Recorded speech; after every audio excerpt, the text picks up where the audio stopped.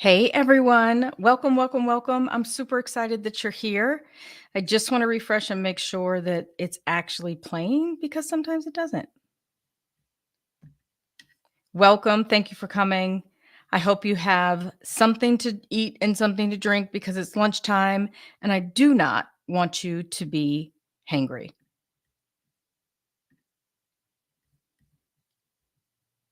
There's a little bit of a delay on LinkedIn.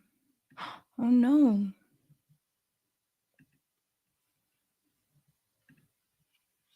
Hold on. We have a slight problem on LinkedIn. Let me log in. Please hold for my LinkedIn people.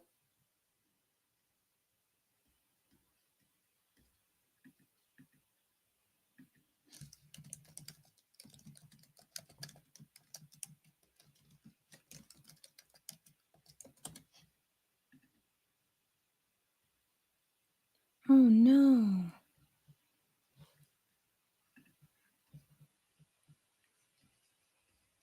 This is all fixable. It's not a big deal.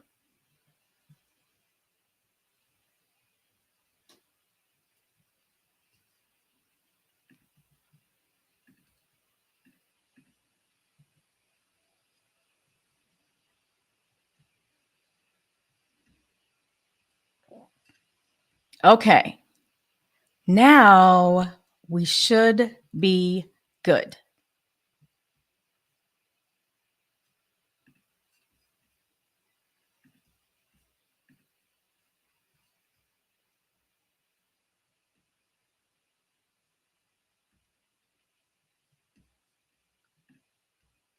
Uh-oh.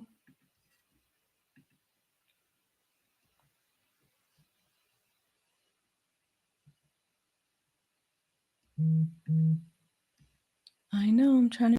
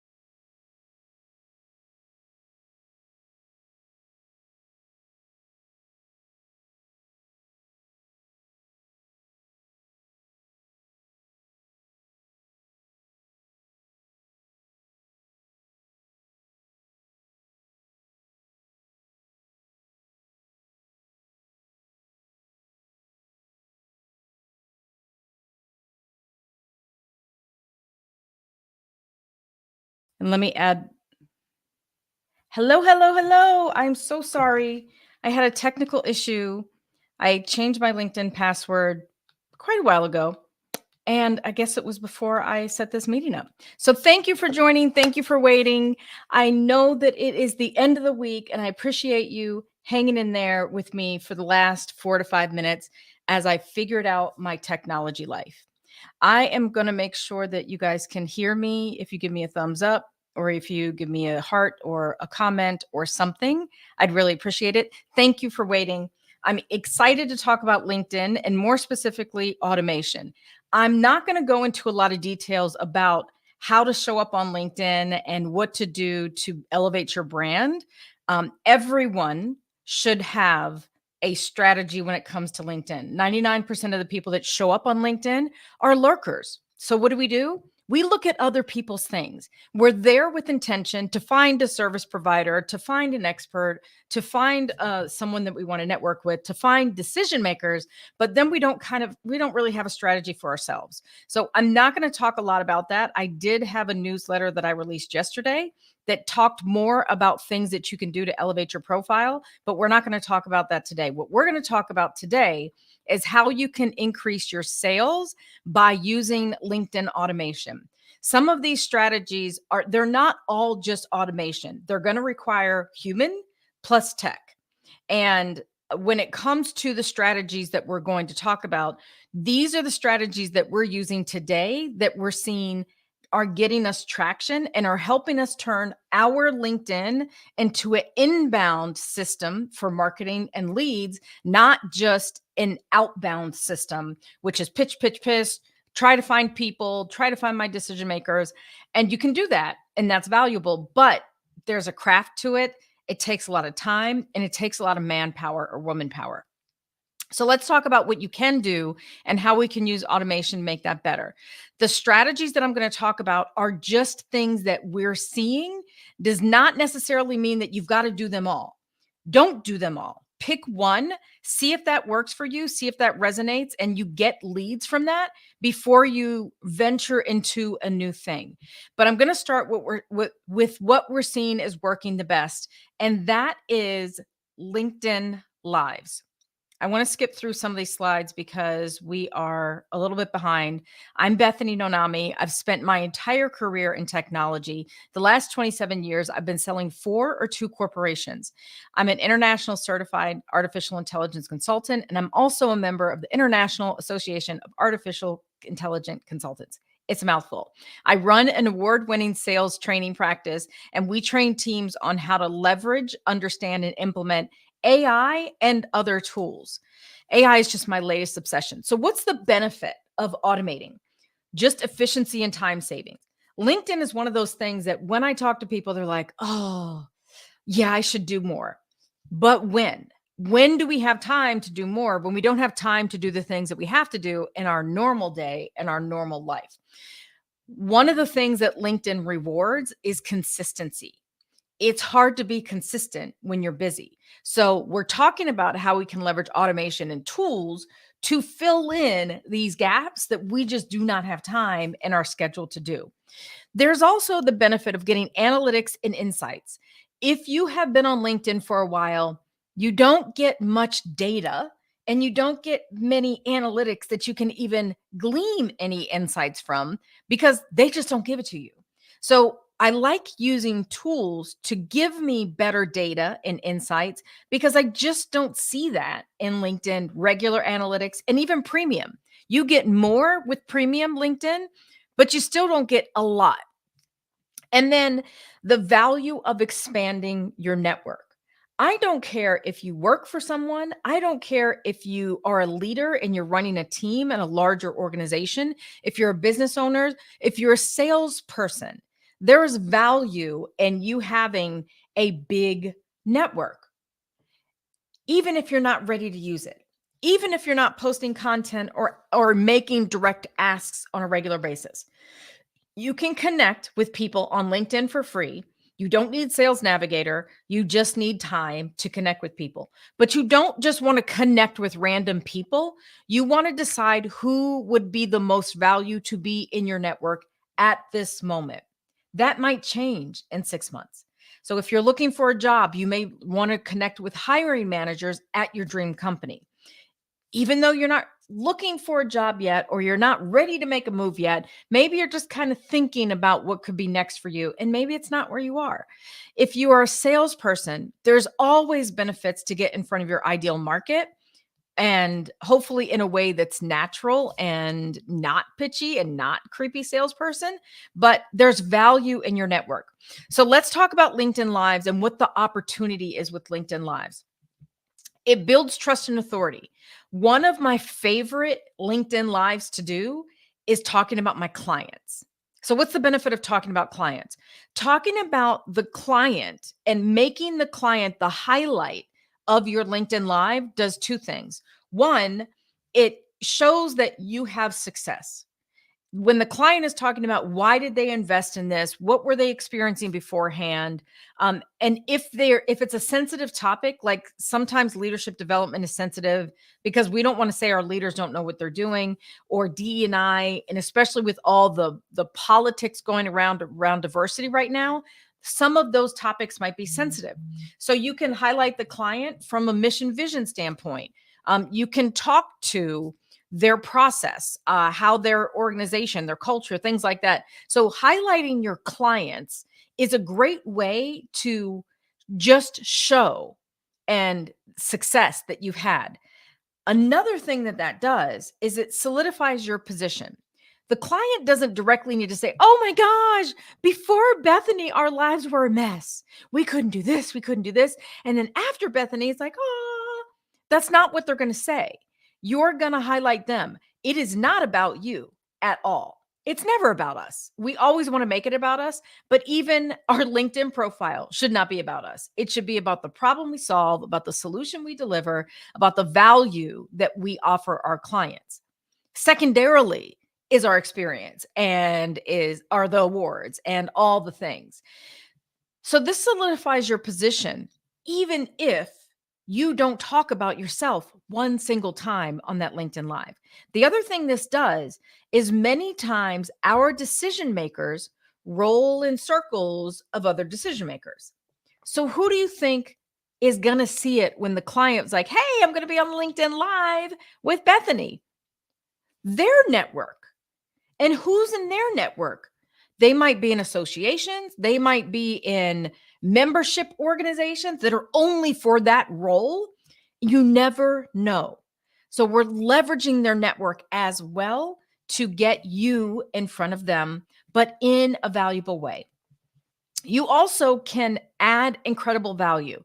A LinkedIn Live should not be a couple of slides that are meh and one good thing, but the rest of the session, like they got to wait till the end to get the nugget. It should be value packed, and you should come from a place of service.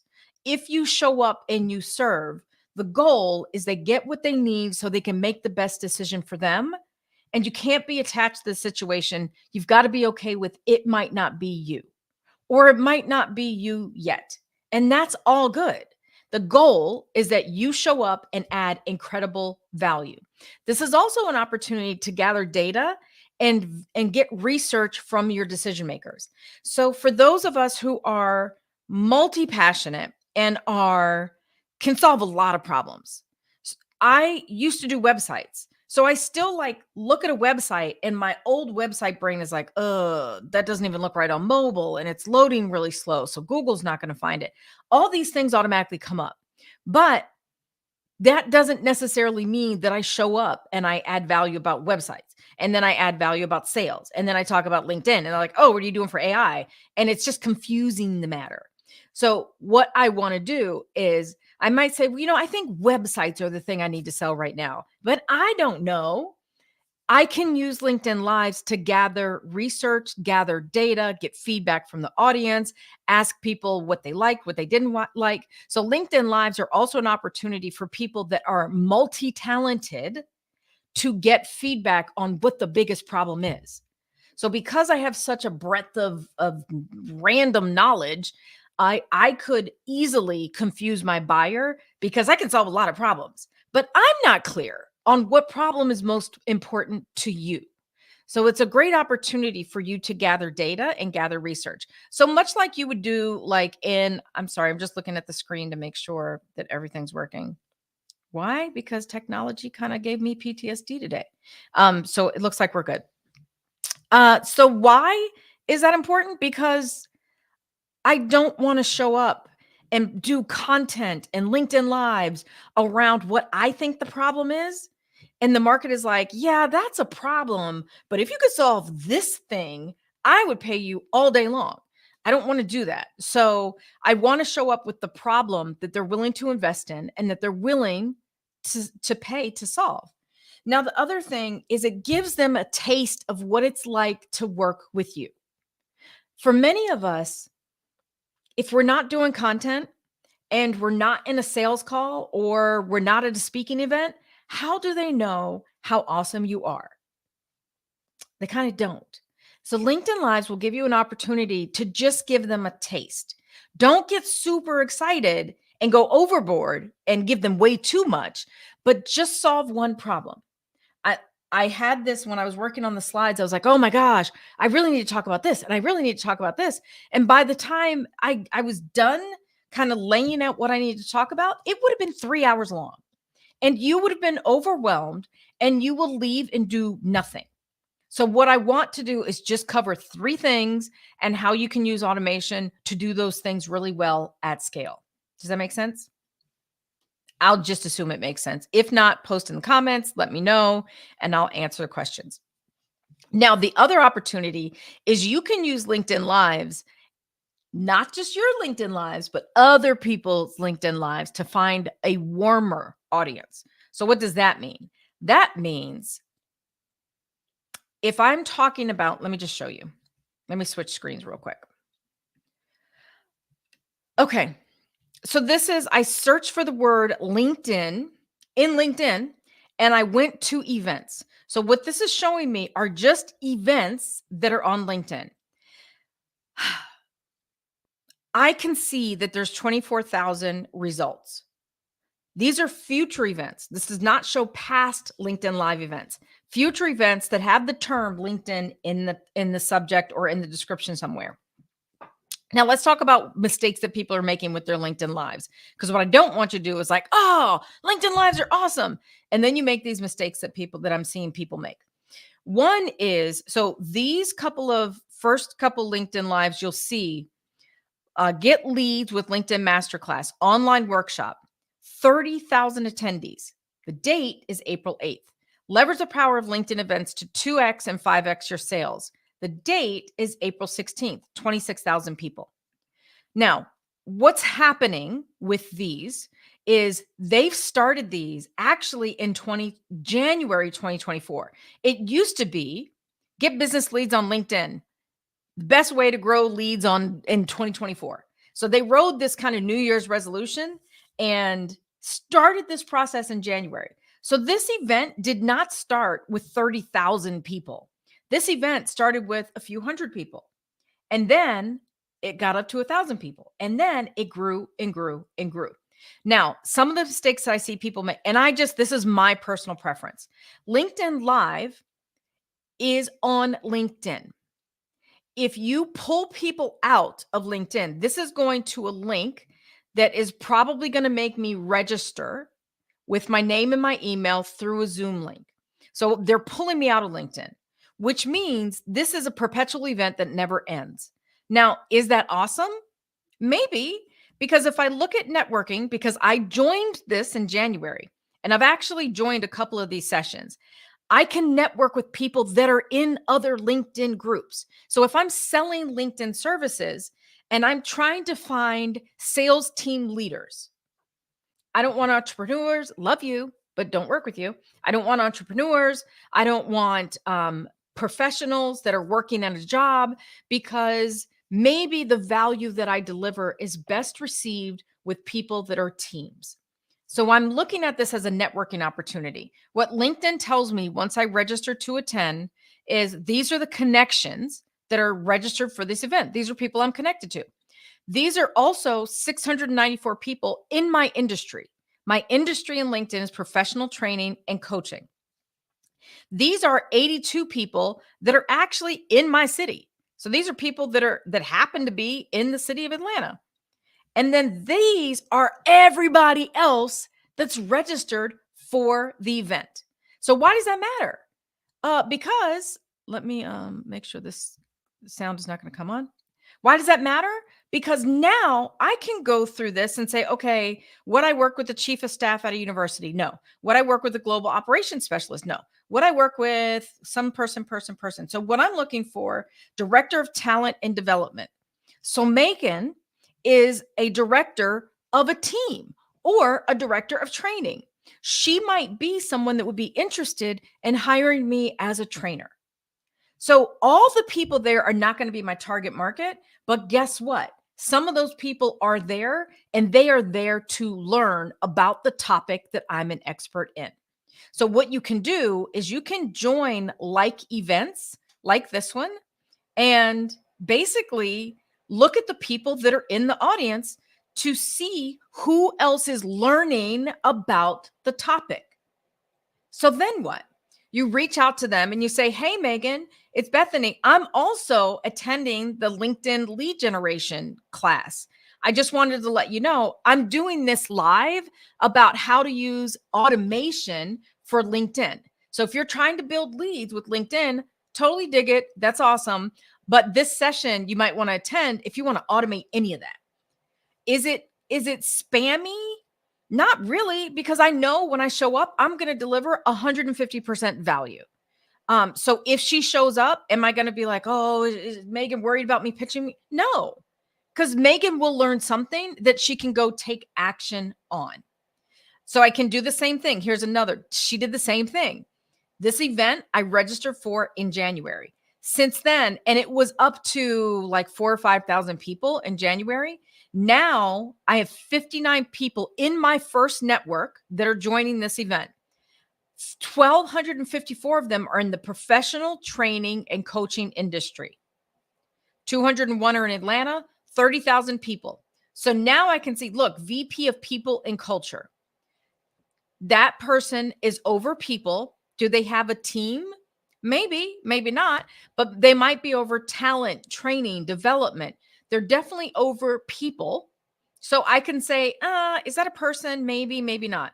Maybe I would look through this list. And these are things you can have like your VA or someone on your team help with. And now I can connect with people that are interested in learning about my topic. So let's go back here. So some of the mistakes. Do not do a LinkedIn Live that is a sales pitch disguised as training, because that's the mistake that I also see some of these people make with LinkedIn Lives. They're like, oh, this is about us. This is all the success we've had. And here today, I'm here to talk to you about a course that we offer for $9.97.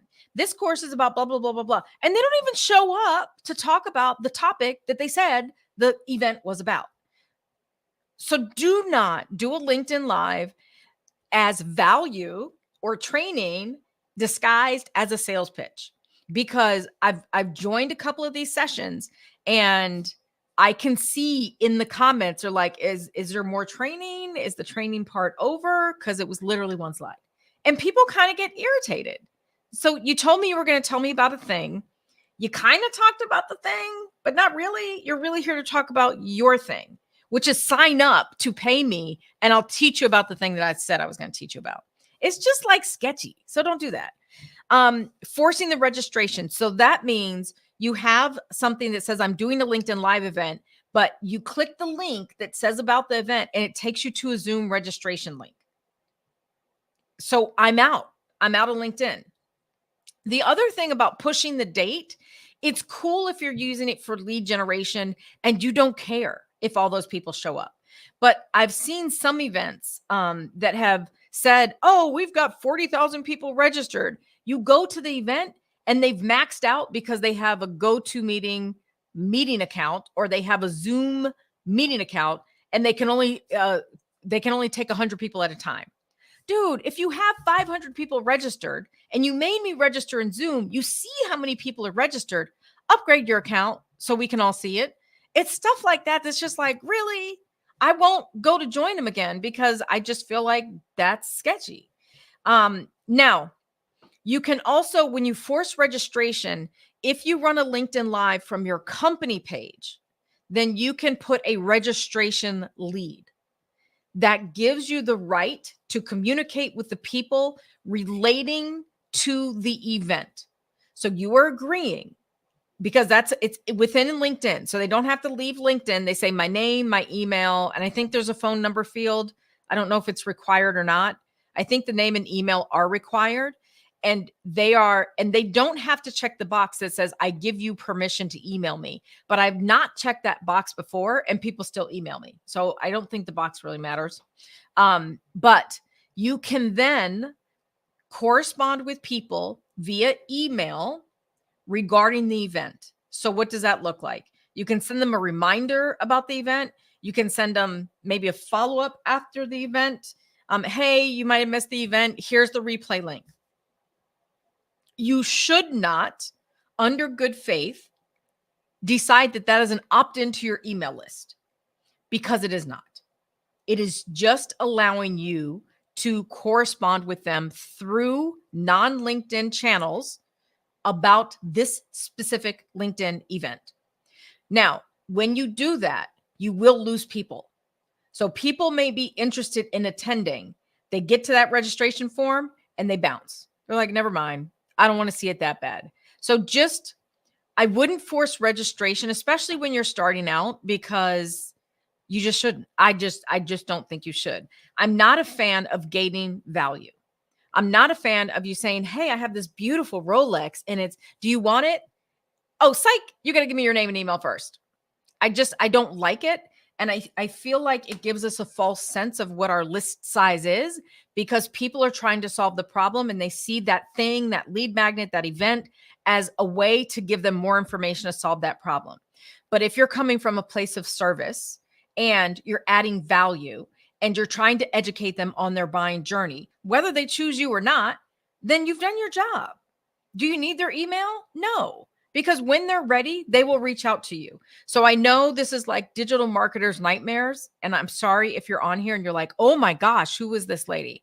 That's my opinion. I think you should show value for free. And I don't think there should be a gate or a wall or any information that we have to trade for you to get that value. That's just me. The other mistake that I see people make is they make it all about them. Newsflash, none of this is about us. Marketing is not about us. How our sales conversations aren't about us. Nothing is about us until the client is very aware of the problem, aware that you could potentially be a solution, and then we can talk about how I solve it. So just make sure that resist the temptation to talk about yourself ad nauseum. One slide is good, and it's really a social proof slide, so they don't leave. It's not to talk about, oh, I've done so many things, and I have a book, and it's on Audible, and look. It's not about that. It's about why should they listen to you? That's it. You should throw in other things, talking about your clients. If you're not doing LinkedIn Lives with your clients, you're doing them on your own, then talk about case studies, talk about wins, talk about the problems that you solve. Understand sometimes that the buyer's mind might not be ready to buy yet. You have to educate them along that buyer's journey, and different buyers are going to be at different points. So you may have 3 different types of people that join you on a live, and you want to try to serve all of them as best as you can. So let's talk about automation. We use automation for LinkedIn Lives in a couple different ways. First of all, you can invite all of your first connections to a LinkedIn Live. You can post on your profile when you have a LinkedIn Live. If you're doing it on your company page, have all of your team share it on their personal page, because personal feeds pop up way more than company feeds do in LinkedIn profiles. So just understand that you can use software to send invites for you. Can you do it manually in LinkedIn? Yes, but you have to do it manually. So there's LinkedIn limits. Because LinkedIn is anti-automation anything, then you have to make sure you're within the daily limits of LinkedIn so your account doesn't get restricted. So on average, you can send about 100 messages a day. If you're leading up to an event and you have 1,000 people in your network, then you could do 50 invites a day to your LinkedIn Live if you have 1,000 people in your first connections network. You can do 100 a day, but you cannot be doing other things if you hit that close to 100 a day limit. I never go to 100 a day because I don't want to get in trouble in LinkedIn land. It happened once. I'm never going to have that happen again. So if we're doing an event, so see, we're going to like go up to 77. These are all invites. So in my screen, everything that's gray are like LinkedIn Live event invites or event invites. Now, with LinkedIn Lives, they disappear from people's feed. So if I attended something, I've attended something in the past, and I'm like, I'll just watch it later. And I lose it, and it is gone forever. We always send a follow-up message that's like, hey, in case you missed it, which a lot of people miss it. It's like a 20-30% show up rate on LinkedIn Lives, sheerly because of schedules. That is it. It's not personal. It's not that they don't want to know the information and they change their mind, like they're not going to do LinkedIn anymore. It's a scheduling thing. So if they don't show up, it is not personal at all. Most times it's because of schedules. We send an email after the, not an email, a LinkedIn message after the fact saying, hey, here's the replay to the LinkedIn Live. These are the key things that we talked about. So if these are things that you guys have on your radar, then at least they can find that replay later, because otherwise it just drops out of their feed. The only thing they see on their profile are 5 events that they've looked at in the past, and it shows under their recents, and then it disappears. Those are the ways that we use automation to invite people on a daily basis, and then to send follow-up saying, hey, this is what you missed. If we wanted to make that a follow-up sequence of the series of messages, we could. So we could say, hey, this is what you missed. Here's the link to the replay. I just want to tell you about LinkedIn Lives. Here's the opportunity. Bullet, bullet, bullet, bullet.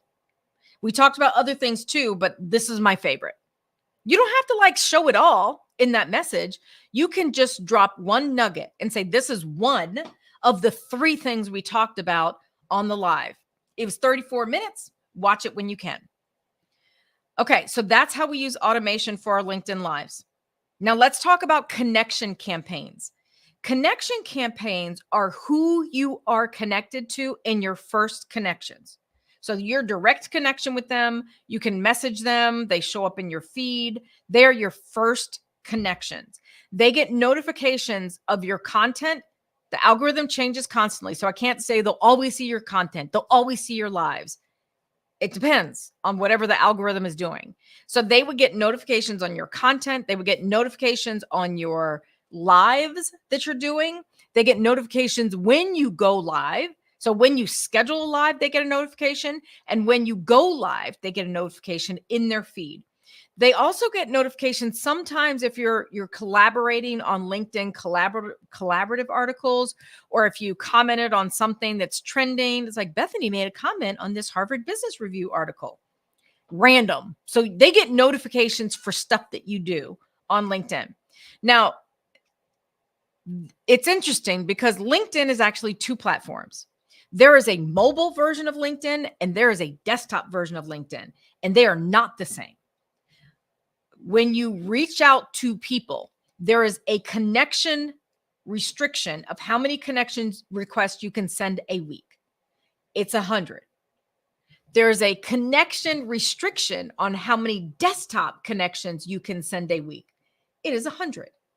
So if you use software to do connection requests, some of them only work on desktop because they're like a Chrome browser plugin, sorry. Others work on desktop and on mobile. So the software we use works on desktop and on mobile. So instead of being able to connect with 100 people a week on desktop, because we have a Chrome plugin, we can connect with 200 people a week safely without getting our account banned or restricted in LinkedIn land. And when your account, side note, when your account gets banned or restricted, it's not like it's there like Facebook. If you've ever been put in the Facebook fish hole and you get in trouble for saying something, that has not happened to me, but I do know people it's happened to. I'm never on Facebook. Then what happens in the Facebook fish hole is you can kind of like see everything that's going on, but you can't comment and you can't talk. And it's like, hello, can you see me? It's not what happens in LinkedIn. LinkedIn shuts your whole profile down. Like it's gone. Like Bethany does not exist in LinkedIn. You don't want that to happen. So if you want to do connection campaigns and you want to use software, make sure that they're doing desktop and mobile. That's the maximizing your connections. Everyone you connect with on LinkedIn should be strategic and intentional. If you are positioning yourself to move into a bigger role within corporations, start to connect with people at the corporations where you want to work. If you are building your business and you're trying to connect with other business owners, then you connect with other business owners. You don't connect with like people that randomly says LinkedIn's like, you might know this person. If they're not your person, or they're not a decision maker, or they're not going to influence the value of your network, why bother?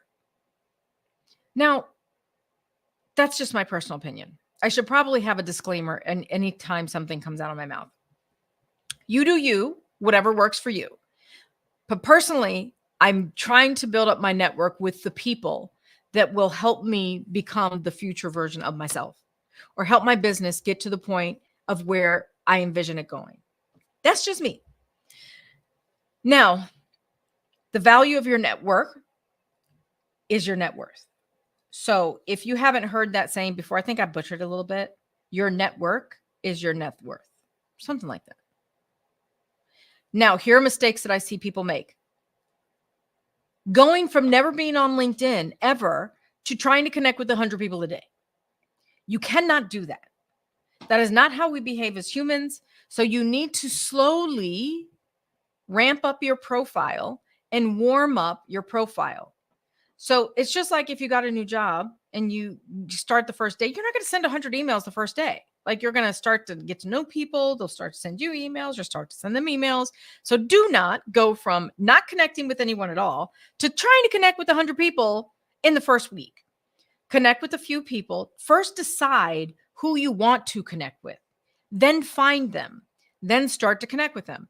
You can use Sales Navigator and it makes this process easier, or you can use good old Excel and you can do a search and find people that have those titles that are at the companies that you want to work with, deal with, do business with, all the things. So don't use janky software. Don't use software that could get your account restricted. And they're like, oh, I don't know how that happened. You get what you pay for. So if any of you have children or fur babies and you've dropped them off at your parents' house, you get free babysitting, but the thing that you pick up was not the thing that you dropped off. So if you're going to invest in software that knows the LinkedIn limits and will not allow you to go beyond that without warning you first, because you're not going to realize what's going on. You're like, oh, I forgot I was connecting with people. So no, I can't send 100 invites for LinkedIn Live if it's going to ban me. So just invest in the right software. And it's not much. I mean, the one we use is $99 a month. Hiring bad help. Like I said, you get what you pay for. If your parents keep your kids or your dogs, it's free babysitting for a reason. Would I pay more to have them boarded somewhere and know that they're actually going to listen when I pick them up? Yeah, I would. So you get what you pay for. So if you hire bad help and you're looking to pay somebody $3 an hour in the Philippines and you ask them, or wherever, you ask them, do they know LinkedIn? They're like, yes, I know LinkedIn. And they get your account banned because they don't know what they're doing. Don't do that either. Don't be fake and conversational, but you're obviously leading up to a pitch. That sounds like this. Hey, Bethany, just curious. How is your business getting leads these days? What I love is when people pitch me on what I do. Clearly, they're not looking at my profile. So you know those people that show up in your inbox and it's just like, this is the question they ask before they pitch. They're just trying to be courteous before they go in for the kill, but you know what's coming. So don't be fake conversational, acting like you really care if you don't really care. Either pitch or don't pitch. I say don't pitch, period. Don't pitch. Just build up your network. Then when you have LinkedIn Lives, they see it. When you post content that's valuable, they see it. There's value in the network. So how do we use connection campaigns or software for connection campaigns? So what you'll see here is we have some connections. So I send a lot of connection requests like randomly on the weekend. So I have software that does about 150 connection requests during the week. And then over the weekend, I probably connect with 20 to 30 people, sometimes 30, 40 people on the weekend, just randomly going through LinkedIn. I think it's fun. So I have people that I connected with, and this is a month, I think. The software connected with 257. Oh, no, sorry. The software connected with 416 people on desktop, 458 people on mobile, 257 of those people accepted the connection. And then over those couple of weeks or whatever, I connected with 80 people. Software did that. I didn't do that. The connection requests that are blue, yes, I did that. But I didn't do the other 800, 900 requests. The software did that. I simply tell it, these are the titles of the people that I want to connect with. Go connect. I send a blank connection request. You can do that, but not if you have a crappy LinkedIn bio headline. The first part of your bio headline, and this is what I mean by that. So this is your bio headline. Can you see this? I think so. This is your bio headline. This is really, they see the first 33 characters if they're on, oh no. Oh, this is me. Oh, that's cool. Hi. They see the first, oh no. Okay. I can't show you because it's going to, here, let me show you right here. This is the first part of your bio headline. It's playing my LinkedIn Live on my profile. We don't want to do that. So this is what they see. If they see that, they see your name when you send a blank connection request, and they see the first part of your bio headline. If your first part of your bio headline doesn't say what you do, the problem you solve, or the outcome you deliver, and it says author, foodie, blogger, I don't know if I want to connect with that person. I actually look at their profile and was like, well, what do they talk about? What do they have going on?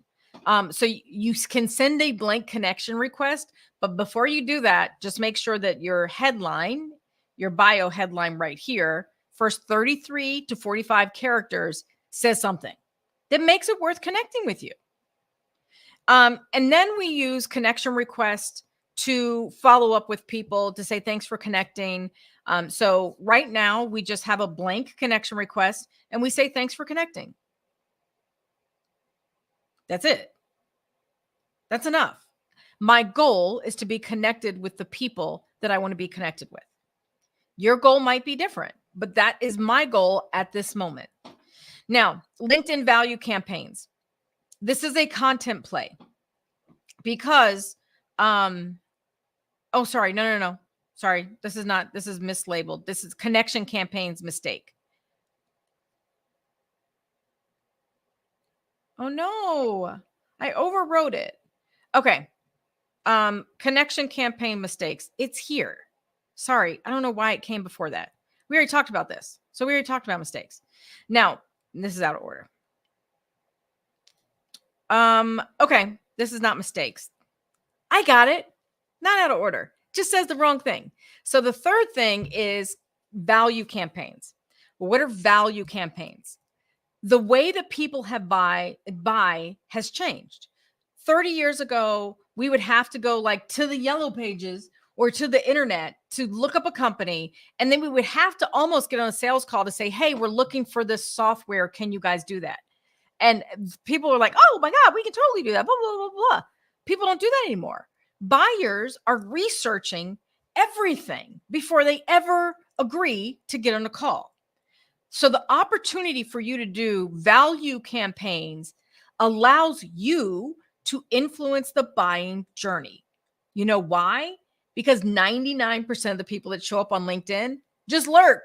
They just look, which means your competition probably isn't doing this at all. So this is the opportunity. These are not mistakes. This is the opportunity. Can I change this real quick? No, I don't want to mess it up. The opportunity with this is a content play, which means you will have to do some content to make this work. A value campaign would be, here's a case study. We had client success stories are some of my favorite value campaigns. My second favorite are personal stories, not random personal stories that have no point, but personal stories that tie back to your journey, why you landed where you are, what matters to you as a business owner, as an entrepreneur, as a professional, as a leader, all the things. And why that matters is because people connect with people. So give them a way to connect with you. But what does well in a business context are client success stories. They don't have to be super complex. It can say the client felt like this. Then they found me. Ah. Now they feel like this. Before, me, after. Bullet points, sentence form, no long paragraphs. People are not, they're going to see it and be like, oh, reminds me of school. I'm done. And they scroll past it. But people can scan and scroll. We've been conditioned to read bullet points. So you bullet point this out and you talk about the client. It's important to have quantitative and qualitative data in that success story. These are like a mini case study for your clients that you post on LinkedIn. And you're saying, this is what the client had before. They found us. We did our magic. And this is what life is like now. These are the results that they saw. Number, emotion, emotion, emotion, or emotion, emotion, emotion, value. So we had a client that was a construction client. And I said, well, what are your differentiators? And he's like, well, we're always on time and on budget. And I said, well, isn't it kind of expected that everybody in construction at this point is on time and on budget? He was bidding on an airport project. And he's like, I guess so. So we talked to some of his clients and said, why'd you hire him? Like, why do you keep hiring him as your general contractor? And someone said, I know if I hire him, I can enjoy dinner with my family and play ball with my kids. That is emotion. 90% of people buy with emotion and close with logic. It's easy for us to say, to show the data. Data is important. Value, ROI, all of that stuff matters. But you also need to understand the value of what's in it for them if you solve their problem. Peace of mind, security. They don't have the fear that this is going to be an issue and it's a problem. All of those things are reasons why people buy. So when you're doing this content, this value of this case study for this client success story, you want to have the emotions behind why they did the thing. Now, you also want this to overcome objections or call out questions that they're afraid to ask you out loud. LinkedIn is this weird place. You can have these different things that you talk about that could be raw and vulnerable. And you can even talk about mistakes that you made. You landed this great client. You were so excited. You failed them. But you know what you learned? You needed a better onboarding process. You needed to have your team trained up better. You weren't ready for that big of a client. And now because of that, your client success retention rate is 99%. You get clients onboarded within 3 hours. You have someone assigned and QAs every single person. Show up and show up as the flawed version of yourself and your business and show what you've learned from that and that clients still won. So I think it's important, and LinkedIn is a pretty forgiving place. It's not as harsh as most of the other places. So if you're going to figure this content out, you're safe to do it on LinkedIn, but still try to make it your best content possible. So value campaigns look like this. There's a success story. There's a case study. You only need 3 or 4 total. You would post them maybe once a week, every other week, highlighting a client. You could do one value post, which is like a mini case study, client success story, and you could interview that same client at a LinkedIn Live. You are going to use that piece of content, that case study, as a post that you point people back to. It's social proof. It talks about your wins. And then if you have a LinkedIn Live with the client, then they can see firsthand what that client experienced with you. Okay, we've got to wrap it up. I am talking way too long. Okay. Overcomes objections and asks questions that they're afraid to ask out loud. You know why? Because if you call it out in the content and you call it out in the beginning, then that's not an objection that's going to come up in the sales process because you've already addressed it in your content. So it needs to be strategic. It's not just like, don't show up and say you have 100 one-star Google reviews and you've learned a lot of lessons from that. You're safe now. So make it valuable, make it intentional, and it still positions you above the competition. And showing that you're not 100% perfect shows you're human. And it also shows you're accountable. It also shows you'll fix things if you mess things up. These are all risks and fears that customers have before they buy. So call it out. And it should be bookmark worthy, which means it should be so good that people pass it on to their team. They might not repost it on LinkedIn. You're not going to see that and be like, oh, 7,000 people reposted it. That's not a thing on LinkedIn. It doesn't happen. There's virality is like a TikTok thing, not really a LinkedIn thing. How you measure whether or not this is working is if you start to get DMs in your inbox that they're reaching out to you. So let me keep going fast. Okay, mistakes. Delivering fluff, not value.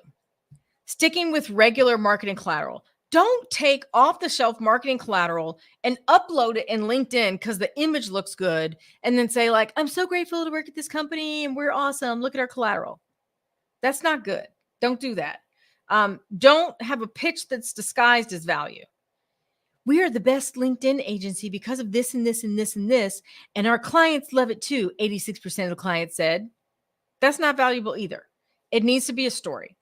And it shouldn't be, it should be, wow, that was good. Now, what are some of the other things you can do from an automation standpoint? We track when we do value content. We track when we do conversion content. Conversion has a call to action. That's like, if you want us to help you build your LinkedIn network, comment link or DM network. People never comment.